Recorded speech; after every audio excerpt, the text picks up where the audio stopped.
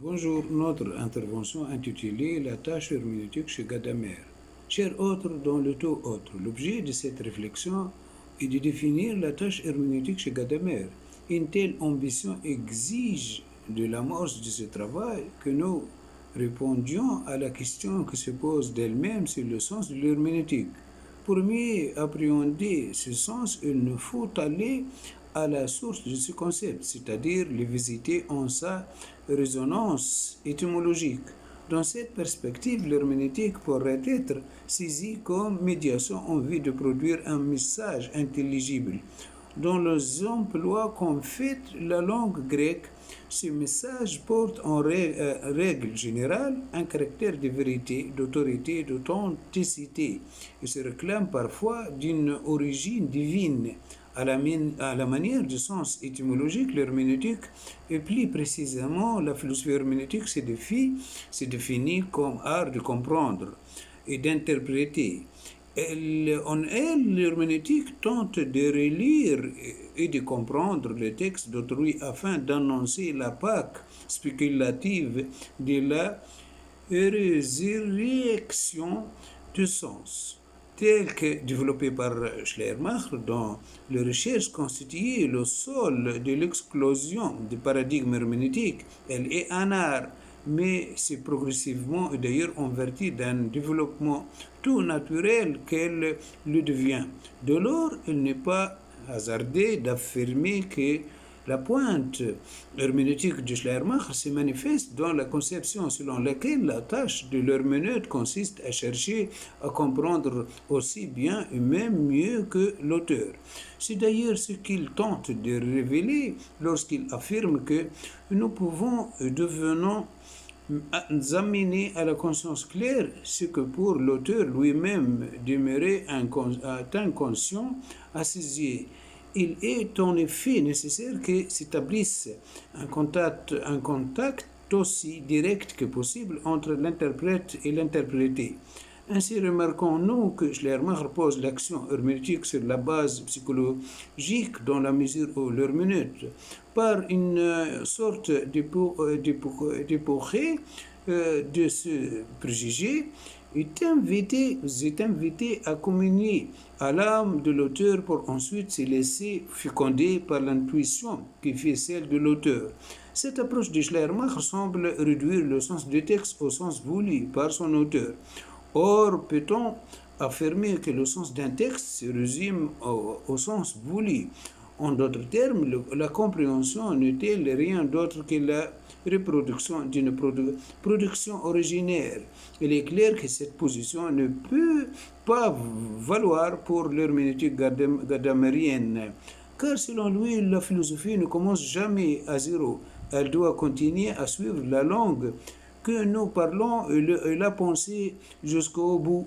Avec Gadamer, il appert que la tâche herméneutique déborde les cadres méthodologiques élaborés par Schleiermacher. En ce sens, il affirme que l'herméneutique issue de Schleiermacher apparaît comme un affadissement dans l'ordre méthodique.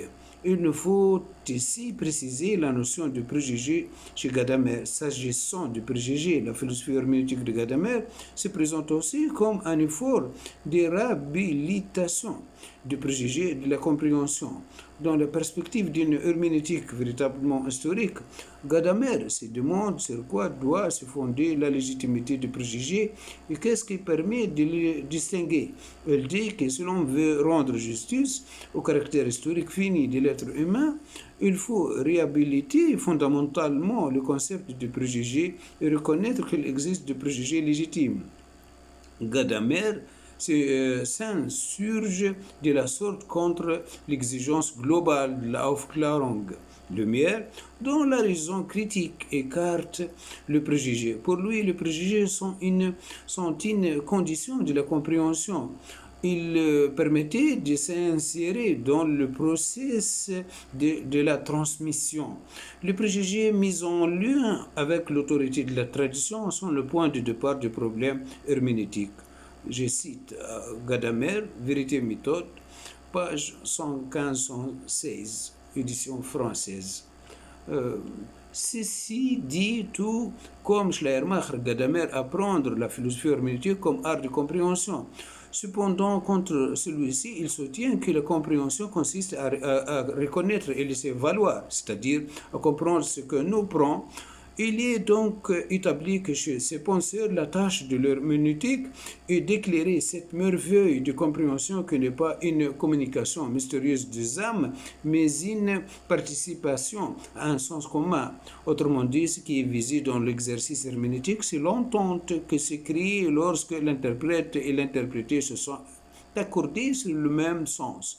Dans le jeu herméneutique, l'on aboutit à une triple entente. Il s'agit de celle qui se crée en l'herméneute lui-même dans la remise en cause de ses préjugés. Ensuite, l'on assiste à celle qui se produit avec l'auteur, député de toute la tradition que sous-entend le texte. Et enfin, celle qui unit l'interprète avec le tout autre qui en réalité lui fait signe dans l'acte de la compréhension.